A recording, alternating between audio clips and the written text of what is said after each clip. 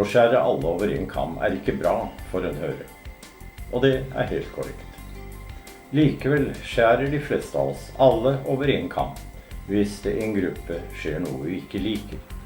For eksempel mange tilbøyelige til å mene at alle fra romfolket tyver og banditter, at alle som kommer fra Afrika voldtektsforbrytere, at alle som stemmer FrP har brune sympatier, at Muhammed-tegnere ble trykket for å stigmatisere muslimer som gruppe, at alle muslimer potensielt farlige for demokratiet, eller at ingen muslimer representerer noen fare, og lignende generaliseringer som gjør verden mer forståelig, mer oversiktlig, en deling i vi og dem, i det gode og det onde, det rettferdige og det urettferdige.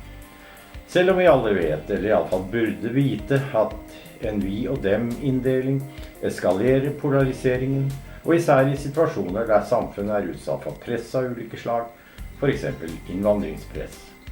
Brunskjortene igjen i gatene i Italia, høyrekreftene generelt på fremmarsj i de fleste land i Europa, og venstrekreftene, ikke alle, men dessverre de fleste, bruker mye av sin tid på en ufruktbar følelsesladet antiretorikk.